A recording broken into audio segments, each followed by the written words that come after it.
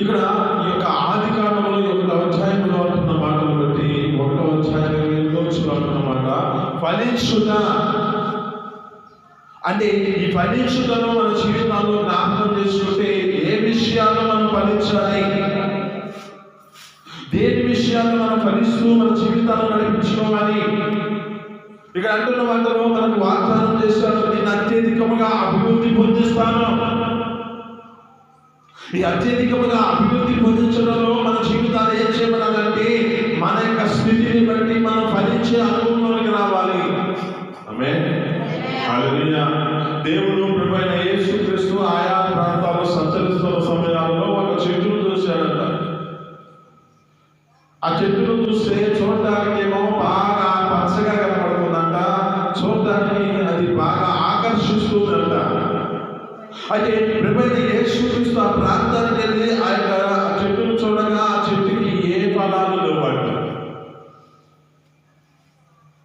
అయితే ఇదిలో మనతో మాట్లాడుతున్న మాటలో చాలా జాగ్రత్తగా గమనిద్దాం. మనం ఫలించే అనుభవంలోనికి మనం రావాలి. ఆ ప్రభువైన యేసుక్రీస్తు దాన్ని చూసి ఆశపడుతున్నాడు, ఇదేమైనా ఫలం అనుభవిస్తుందేమో, తినడానికి ప్రయోజనకరంగా ఉంటుందేమో అని దేవుడు ఆశపడుతున్నాడు. అయితే ఈ దినం మనం నీతో మాట్లాడుతున్న మాటలు బట్టి కూడా నీ జీవితంలో పచ్చగా కనబడుతున్న ఆకులను బట్టి కాదు, కానీ నీ జీవితంలో ఫలములు దయచేసే విధంగా నువ్వు మార్చబడాలి. ఆమేన్. హల్లెలూయా. ఏ విషయాల్లో మార్చబడాలో మనం జ్ఞాపకం చేసుకుందాం. 1, శరీర విషయంలో మన జీవితాలను ఫలించే అనుభవం మన జీవితాలను కాపాడుకుంటూ ఉండాలి. శరీర విషయంలో మనం ఫలించుదా ఏమిటి అంటే ఈ శరీర విషయంలో మన జీవితాలలో మన యొక్క స్థితిని బట్టి మన యొక్క హృదయాన్ని అపవిత్రపరచుకోకుండా మన దేహాన్ని కాపాడుకోవాలి. ఆమేన్. హల్లెలూయా. మనకు తెలిసిన మాటల్లో మనం చాలా జాగ్రత్తగా గమనిస్తే దానియేలు గారి యొక్క జీవితంలో జ్ఞాపకం చేసుకుంటే తనకున్న స్నేహితులను బట్టి ఒక ప్రాంతాల్లో వారు ఆ యొక్క ప్రదేశంలో ఒక రాజ సన్నిధికి వెళ్ళారు. ఆ రాజ సన్నిధిలో వారు ఏం చేస్తున్నారంటే వారికి ఉన్న పరిస్థితిని బట్టి వారి యొక్క జీవితాల్లో అక్కడ కొనసాగించబడుతున్న సమయంలో వారికి రాజభోజనాన్ని సిద్ధపరిచారు. ఎప్పుడైతే ఈ రాజభోజనాన్ని సిద్ధపరిచారో ఈ భోజనాన్ని గురించి దానియేలు ఉద్దేశం కలిగి ఉన్నాడంటే దీనిని ఎప్పుడైతే నేను తింటానో దీని వలన నాకు అపవిత్రమైన పరిస్థితి వస్తుంది, దీని వలన నా జీవితంలో ఈ అపవిత్రమైన వాడిగా నేను మార్చబడతాను అని ఉద్దేశించి ఏం చేస్తున్నాడంటే దేవుని యొక్క ఆ యొక్క అధికారితో మాట్లాడుతున్నాడు. అయ్యా, ఈ రాజభోజనాన్ని మేము సిద్ధపరిచిన దాన్ని మేము తిన్నాము. ఇది మనతో మాట్లాడుతున్న మాటలు మనం జ్ఞాపకం చేసుకుంటే మనం శరీర విషయంలో మన జీవితాన్ని ఫలించే అనుభవంలోకి తీసుకొచ్చుకోవాలి. ఈ శరీర విషయంలో మన జీవితాల్లో లోక సంబంధమైన అపవిత్ర పరిచయం మన జీవితంలో వ్యాధులు ఏర్పాటు చేసే పరిస్థితి వస్తుంది. అది తిండే కానీ లోకపరమైన మద్యమే కానీ తాగే ఏ పదార్థమైనా కానీ మనిషిని అపవిత్ర పరిచేది మనం ముట్టుకోకూడదు. ఇక్కడ అంటున్న మాటలు జ్ఞాపకం చేసుకుంటే ఈ దానియేలు ఉద్దేశించి రాజభోజనంలో తన జీవితంలో తన శరీరము అపవిత్రపరచబడుతుందని దేవుని ఉన్న అధికారితో మాట్లాడుతున్న పరిస్థితిని బట్టి ఆ అధికారి అంటున్నాడు, మిమ్మల్ని 10 దినాలు పరీక్షిస్తాను. ఈ 10 దినాలలో మీ జీవితాలు ఏ విధమైన చేతనను వారికన్నా మీ ముఖము తేడా పడినట్లయితే ఈ రాజభోజనాన్ని తినాలి అని చెప్పాడు. ఆ చెప్పిన పరిస్థితిని బట్టి జ్ఞాపకం చేసుకుంటే వారి విషయాల్లో ఆ 10 దినాలు గడిచిన తర్వాత వారి యొక్క ముఖము వారి కంటే ఒక సుందరముగా అందముగా వారి యొక్క జీవితాల్లో వికారముగా లేకుండా వారి యొక్క స్థితిని బట్టి వారి ముఖము ఆ యొక్క సౌందర్యముగా కనబడుతున్నారు. ఆమేన్. హల్లెలూయా. మన జీవితాల్లో జ్ఞాపకం చేసుకుంటే శరీర విషయంలో కూడా మన జీవితాలలో అపవిత్ర పరిస్థితి కొన్ని ఉంటాయి. ఇవి మన జీవితాల్లో తినే వాటిలో మన జీవితాల్లో ఏది అపవిత్రపరుస్తుందో మనం గమనించుకోవాలి. త్రాగే వాటిలో మన జీవితాల్లో ఏది అపవిత్రపరుస్తుందో మన జీవితాల్లో గమనించుకోవాలి. మన యొక్క జీవితంలో ఒక మన స్థితిని బట్టి ఒక ప్రత్యేకమైన జీవితంలో ఒక ప్రతిష్ఠించుకోవాలి. ప్రతి దానిని మనం తినడానికి వేగముగా మన జీవితాల్లో తొందరపడకూడదు, కానీ వీటి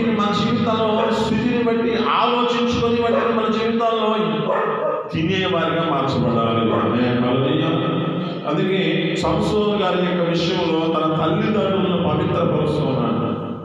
తన తల్లికి చెబుతున్నాడు, మాట ఏం చెబుతున్నాడంటే, నీవు ఏదైనా జీవితంలో అపవిత్రమైనది ఏదైనా ఉంటుందమ్మా, నువ్వు ద్రాక్షరసం మద్యమే కానీ ఏదైనా నీ జీవితంలో నీ స్థితిని బట్టి నువ్వు దాన్ని తినకూడదు. ఎందుకంటే ఈ యొక్క వ్యక్తిని నాశనం చేస్తున్నాడు. ఆ తండ్రి అయిన దేవుడు ఆ యొక్క వ్యక్తిని ఆ దేవుడి కొరకు ప్రతిష్ఠిస్తున్నాడు. ఈ ప్రతిష్ఠించినది ఏం కాకూడదు, అపవిత్రము కాకూడదు. అంటే శరీర విషయంలో ఇది అపవిత్రపరచబడకుండా ఉండాలి. ఆమేన్. హల్లెలూయా. అంటే మన జీవితంలో ఒకటి శరీర విషయంలో మనం అపవిత్రపరచకుండా మన జీవితాన్ని కాపాడుకోవాలి. అంటే ఈ శరీర విషయంలో మన జీవితాలను ఫలించే వరకు మార్చబడాలి. రెండవదిగా జ్ఞాపకం చేసుకుంటే మనకున్న జ్ఞానము కాదు కానీ మన జీవితంలో దేవుని యొక్క జ్ఞానముతో మన జీవితాలని ఫలించే అనుభవంలో నిలబడాలి. ఆ దేవుని యొక్క జ్ఞానం మన జీవితాల్లో ఏం చేస్తుందంటే ఒక ప్రయోజనకరమైన స్థితిలో మన యొక్క జీవితంలో ఒక ఉన్నతమైన స్థితిలోనికి వర్ధిల్లడానికి ఫలించడానికి మన యొక్క జీవితాలది కారణమవుతుంది. మనకు తెలిసిన మనలో జ్ఞాపకం చేసుకుంటే సొలొమోను గారి యొక్క జీవితంలో జ్ఞాపకం చేసుకుంటే బాలుడుగా నడిపించబడుతున్న స్థితి అది. బాలుడుగా నడిపించబడుతున్నాడు. అతను బాలుడుగా ఉన్న దినాలలో తనకి ఒక రాజరికం వచ్చింది. రాజరికంలో వ్యక్తి ఏం చేస్తున్నాడంటే ఆ దేవుని ఎదుట అడుగుతున్నాడు. ఏమని అడుగుతున్నాడు? అయ్యా, ఈ యొక్క చిన్న సమూహాన్ని నడిపించడానికి నాకు కొంచెం జ్ఞానం దయచేయండి. ఆమేన్. హల్లెలూయా. అతడు ఏమడుగుతున్నాడంటే దేవుని యొక్క జ్ఞానాన్ని అడుగుతున్నాడు. ఈ జన సమూహాన్ని నడిపించడానికి నాకు జ్ఞానం దయచేయ అడుగుతున్నాడు. అక్కడ అంటాడు, ఏమంటాడంటే, నువ్వు ఐశ్వర్యం అడగలేదు, మనుషుల ప్రాణాన్ని అడగలేదు, నువ్వు అడిగింది నీ జీవితంలో ఈ యొక్క జ్ఞానాన్ని అడిగావు కనుక నేను నీకు ఐశ్వర్యం కూడా అనుగ్రహిస్తున్నాను. ఆమేన్. హల్లెలూయా. ఆ యొక్క వ్యక్తి జీవితంలో జ్ఞాపకం చేసుకుంటే మొదటిగా ఒక తీర్పు తీర్చాడు. ఎప్పుడైతే జ్ఞానాన్ని పొందుకున్నాడో అప్పుడే ఒక తీర్పు వచ్చింది ఆయన ఎదురుకి. ఇద్దరు వ్యక్తుల యొక్క జీవితాల్లో జ్ఞాపకం చేసుకుంటే వారి యొక్క స్థితిని బట్టి వారికి ఉన్న పరిస్థితి ఎలాంటిదంటే, ఒక బిడ్డ వారి నిద్రపోతూ ఒక బిడ్డని ఆ యొక్క పక్కలో చనిపోయిన పరిస్థితి కనపడుతుంది. ఎప్పుడైతే ఈ నిద్రపోయిన వాడిని తీసుకెళ్ళి బ్రతికున్న వాడిని యొక్క ఆ తల్లి దగ్గర ఆ యొక్క వ్యక్తిని పెట్టి చనిపోయిన వాడిని అక్కడ పెట్టేసి బ్రతికిన వాడిని తీసుకొచ్చుకోవాలి. ఈ పరిస్థితిని బట్టి వారిద్దరికి వాదన కలుగుతుంది. ఎప్పుడైతే సొలొమోను గారు రాజుగా ఉన్నాడు దినాలలో, అప్పుడు రాజు గారి దగ్గరికి వస్తుంది ఈ తీర్పు. ఆ తీర్పు ఎప్పుడైతే వస్తుందో ఆ తీర్పు వారి ఎదుటికి వచ్చినప్పుడు ఈ యొక్క స్థితిని బట్టి అనేక మంది ఆలోచన కలిగి ఉన్నారు. ఈ తీర్పు ఎలా తీర్చగలుగుతాడు, ఈ పరిస్థితి ఎలా ఉందంటే, ఇక్కడ ఏ జీవితాన్ని కలిగి ఉన్నారంటే వాళ్ళు ఎవరికి అది అర్థం కాలేని పరిస్థితి, కన్ఫ్యూజ్ అవుతున్న పరిస్థితి, సతమతం అవుతున్న పరిస్థితి. కానీ ఇక్కడ దైవ జ్ఞానము మార్చబడినవాడిగా ఉన్నాడు సొలొమోను. ఆమేన్. హల్లెలూయా. ఇతను తీర్పు తీర్చిన జ్ఞానాన్ని కనుక అక్కడ జన సమూహం అందరూ సంతోషించి ఆయన యందు వారి యొక్క జీవితాల్లో ఆయన కొరకు భయపడిన వారిగా, ఆయన ఎదుట తమ జీవితాల్లో అప్పగించిన వారిగా, దైవ జ్ఞానం పొందుకున్నవాడని వారు చెబుతున్నారు. ఇది చెప్పడానికి కారణం ఏమిటంటే, దేవుని యొక్క జ్ఞానాన్ని పొందుకున్నాడు వ్యక్తి. లోక సంబంధమైన జ్ఞానం కాదు. ఈ జ్ఞానం ఏం చేస్తుందో మనం జ్ఞాపకం చేసుకుందాం. యాకోబు రాసిన పత్రిక 3వ అధ్యాయము 15వ వచనం మనం చదువుకున్నాము. యాకోబు రాసిన పత్రిక 3వ అధ్యాయము 15వ వచనం.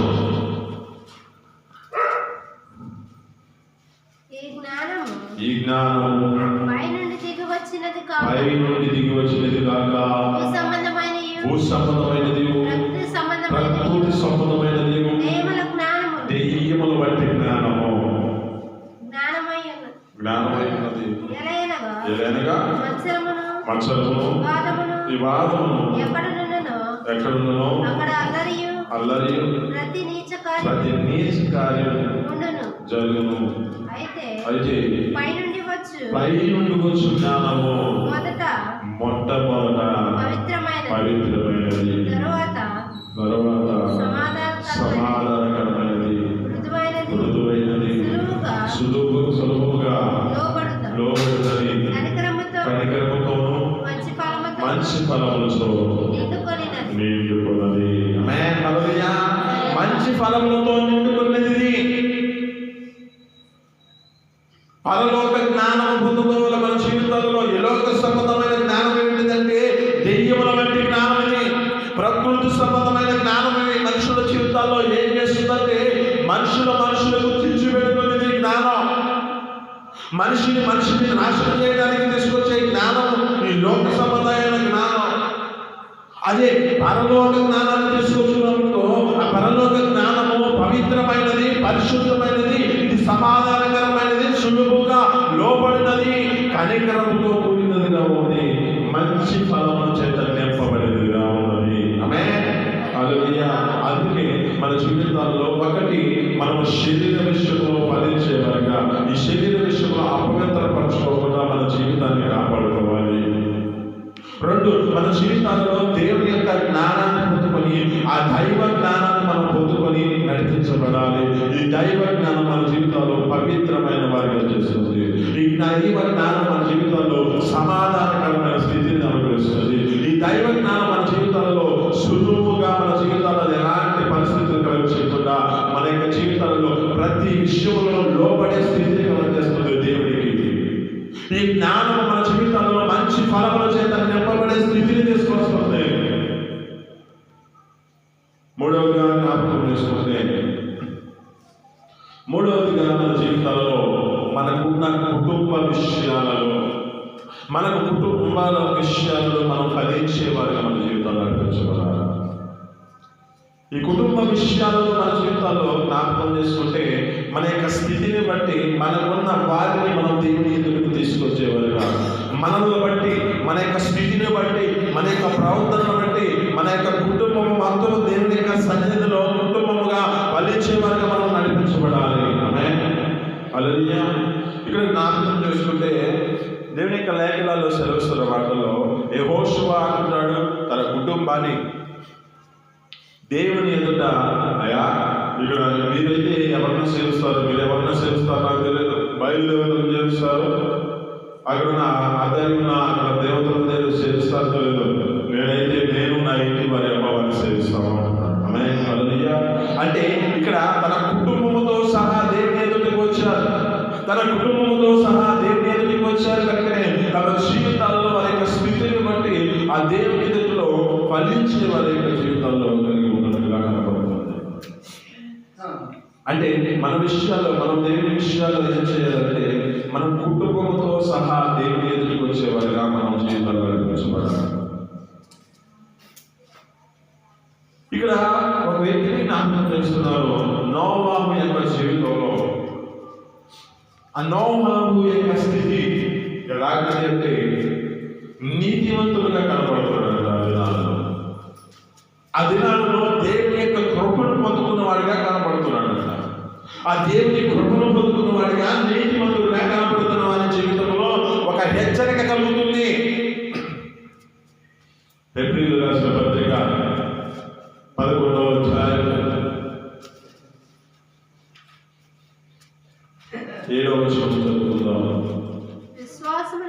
విశ్వాసమును బట్టి నోవాహు ఆదివరకు చూడని సంగతుల నుంచి దేవుని చేత హెచ్చరింపబడిన వాడై భయభక్తులతో తన ఇంటి వారందరికీ రక్షణ కొరకు ఓడను సిద్ధం చేశాను. ఆమేన్. హల్లెలూయా. అంటే ఈ దినమున మీతో మాట్లాడుతున్న మాటలో ఒకటి శరీర విషయంలో మన జీవితాలను పవిత్రపరచుకుంటూ నడిపించబడాలి. రెండు, మన జీవితాల్లో దైవ జ్ఞానాన్ని పొందుకునే వారిగా మన జీవితాలు ఫలించే అనుభవంలోకి రావాలి.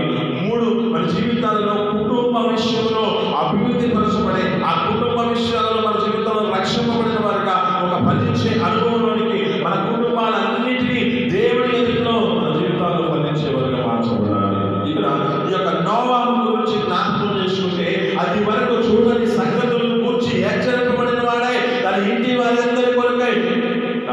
వారి కొరకు తన జీవితంలో దేవుని యందు భయభక్తులు కలిగిన వాడిగా ఉన్నాడు కనుక తన ఇంటి వారి అందరి కొరకే రక్షణ అనే మూలను సిద్ధం చేశాడు. ఆమేన్. హల్లెలూయా. మరి నీ యొక్క జీవితంలో నీకు కలిగిన కుటుంబం కొరకై నీ స్థితిని బట్టి ఈ రక్షణ అనే ఓడలోనికి వారిని తీసుకొచ్చే విధంగా నువ్వు మార్చబడాలి. ఆమేన్. అయితే ఈ కుటుంబాన్ని మన జీవితాల్లో మన ద్వారా మన కుటుంబంలో మనం ఫలించేవారుగా, మన కుటుంబంలో మనకు కలిగిన రక్త సంబంధములను మార్చేవారుగా, మన కుటుంబంలో మనకు కలిగిన ప్రతి ఒక్కరిని మన యొక్క స్థితిని బట్టి ఆ దేవుని ఎదుటికి తీసుకొచ్చి వారిని ఫలించే అనుభవాలను తీసుకురావాలి. మనం ఒక్కరే బాగుపడితే బాగుండదు, మనం ఒక్కరే నడిపించబడితే బాగుండదు. ఇక్కడ నోవా యొక్క జీవితంలో జ్ఞాపకం చేసుకుంటే ఏ స్థితిని బట్టి తన జీవితంలో నడిపించబడ్డాడో కానీ తనకు కలిగిన వారి యొక్క స్థితిని బట్టి అక్కడ ఉన్న ఆ యొక్క 8 మంది దేవుని యొక్క రక్షణ పొందుకున్న వారిగా కనపడుతున్నారు. ఆ రక్షణ అనే ఓడలోనికి వారి జీవితాలు నడిపించబడ్డాయి.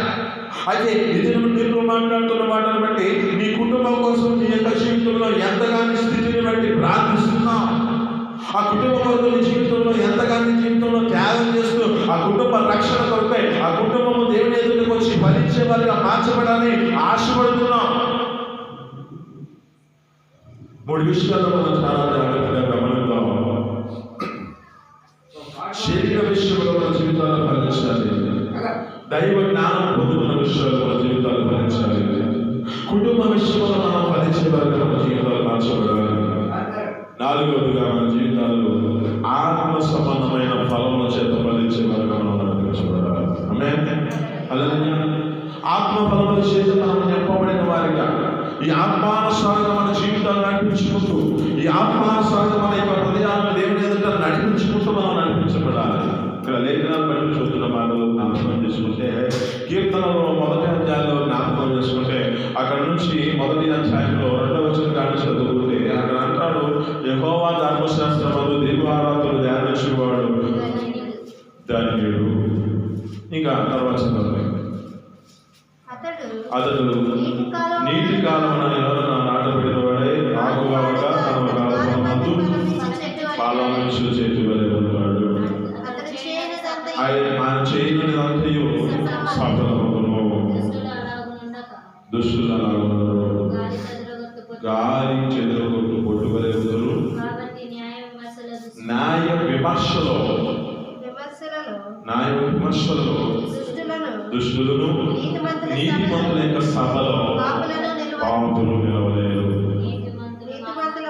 నీతిమంతుల మార్గం యెహోవాకు తెలియను, దుష్టుల మార్గం నాశనానికి నడిపిస్తుంది. ఆమేన్. హల్లెలూయా. ఇక్కడ మాటలో మనం చాలా జాగ్రత్తగా గమనిద్దాం.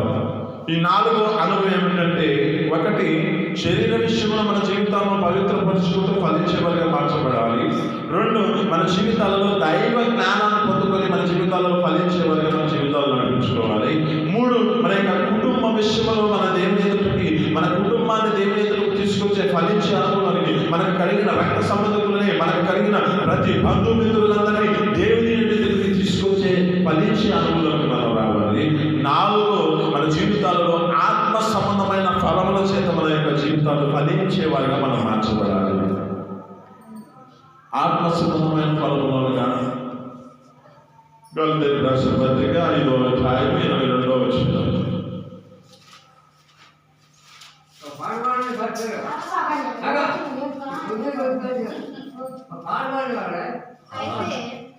అయితే ఆత్మఫలములనగా ప్రేమ, సంతోషము, సమాధానము, దీర్ఘశాంతము, దయాళత్వము, మంచితనము, విశ్వాసము, సాత్వికము, ఆశా నిగ్రహము.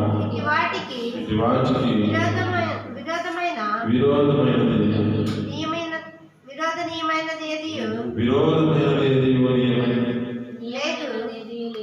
లేదు. క్రీస్తు యేసు సంబంధులు. చాలా జ్ఞాపకం చేసుకుంటే ఇక్కడ ఉన్న మాటలు చాలా జాగ్రత్తగా గమనిద్దాం. ఆత్మ ఫలములు ఏమనగా ప్రేమ, సంతోషము, సమాధానము,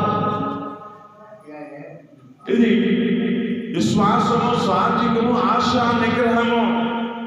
అంటే ఇవి మన జీవితాల్లో ఆత్మ సంబంధంగా ఆత్మ సంబంధంగా మన జీవితాలలో ఫలిస్తే, ఈ ఆత్మ సంబంధంగా వీటిని మన యొక్క హృదయాలను నింపుకొని అనుసరించగలిగిన వారిగా మనం మార్చబడితే మన యొక్క జీవితాల్లో ఫలించే అనుభవాలకు వస్తున్నాం. అంటే ఆశీర్వదించబడే వారిగా మార్చబడతాం. అంటే వర్ధిల్లటానికి ఇది కారణమవుతుంది. ప్రేమ విషయంలో మన జీవితాన్ని నడిపించబడాలి. అక్కడ అంటాడు ఒక మాట, ఎక్కడంటే ప్రేమ విషయంలో ప్రేమ అనేక జీవితాల్లో జ్ఞాపకం చేసుకుంటే ఎంతవరకు ప్రేమిస్తాం. మనిషి జీవితాల్లో మన యొక్క స్థితిని బట్టి వారికి ఉన్న అనుకూలమైన జీవితం నడిపించబడితే ఆ వ్యక్తిని ప్రేమించగలుగుతాం. కానీ ఆ వ్యక్తి వ్యతిరేకంగా మార్చబడితే ఆ యొక్క వ్యక్తిని ప్రేమించలేని మనసు. కానీ ఇక్కడ ఒక వ్యక్తిని జ్ఞాపకం చేస్తే దావీదు గారి యొక్క జీవితంలో అలా నడిపించబడాలా.